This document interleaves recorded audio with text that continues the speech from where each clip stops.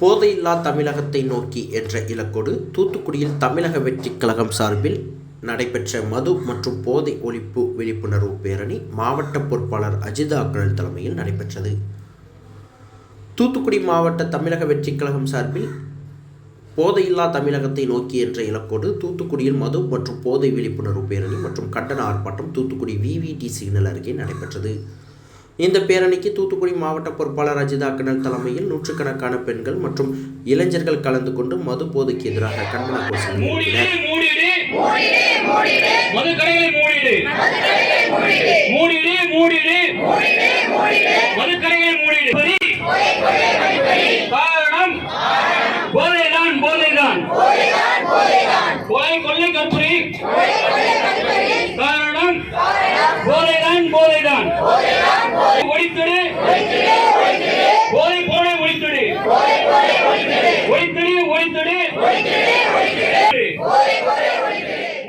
தூத்துக்குடி மாநகராட்சி பகுதியில் உள்ள பூங்காக்களில் கஞ்சா உள்ளிட்ட போதைப் பொருட்கள் சர்வசாதாரணமாக கிடப்பதாக தமிழக வெற்றிக் கழக தூத்துக்குடி மாவட்ட பொறுப்பாளர் அஜிதா அக்ரல் குற்றம் சாட்டினார். காமராஜர் வீதிதோறும் கல்விக்கூடங்களை அமைச்சு கல்வி புரட்சி பண்ணாரு.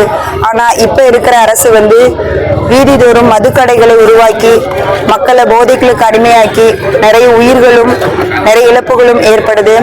இங்க தூத்துக்குடி மாவட்டத்துல ஒரு கஞ்சா, அதுக்கப்புறம் மாத்திரை, ஊசி அப்படிங்கிற போதைப் பொருட்கள் வீதிக்கு வீதி இருக்கு. நிறைய கோடிக்கணக்கில் பூங்காக்களை கட்டி வச்சிருக்காங்க. ஆனா அதுல ஒரு போதைக்கான விற்பனை நிலையமா தான் இப்ப தூத்துக்குடி மாவட்டத்துல இருக்கு. அதனால இந்த அரசு நாங்க என்ன கேட்டுக்கிறோம் அப்படின்னா, நார்மலா இருசக்கர வாகனத்துல போகும்போது ஒரு முறையான பாதுகாப்பு சொல்றீங்க, ஹெல்மெட் போடுங்க, ட்ரிபிள்ஸ்ல போகாதீங்க, ஹாரன் சவுண்டு, சைலன்சர் சவுண்டு எல்லாத்துக்குமே நீங்க ஒரு ஃபைனை போட்டு எல்லாமே பண்றீங்க.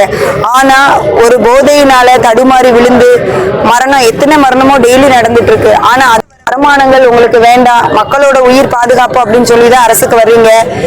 ஏற்கனவே முடிஞ்ச தேர்தல் பிரச்சாரத்துல கூட சொல்லியிருந்தாங்க 7 பேர் இறந்திருக்காங்க. ஆனா விதவைகள் நாளுக்கு நாள் அதிகரிச்சுட்டு தான் இருக்கிறாங்க. மரணங்களும் அதிகரித்து கொண்டுதான் இருக்கு. நாங்க தமிழக வெற்றி கழகம் சார்பா இந்த அரசை நாங்க கேட்டுக்கிறது என்ன அப்படின்னா, மது மற்றும் போதை இல்லாத ஒரு தமிழகத்தை எங்களுக்கு உருவாக்கி கொடுங்க அப்படிங்கிறத நாங்க கேட்டுக்கிறோம்.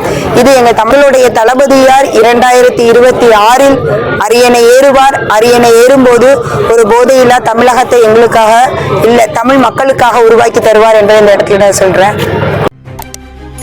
செய்திகளை உடனுக்குடன் தெரிந்து கொள்ள உங்கள் கரம் டிவியை சப்ஸ்கிரைப் செய்யுங்கள். அதோடு பெல் பட்டனையும் கிளிக் செய்யுங்கள்.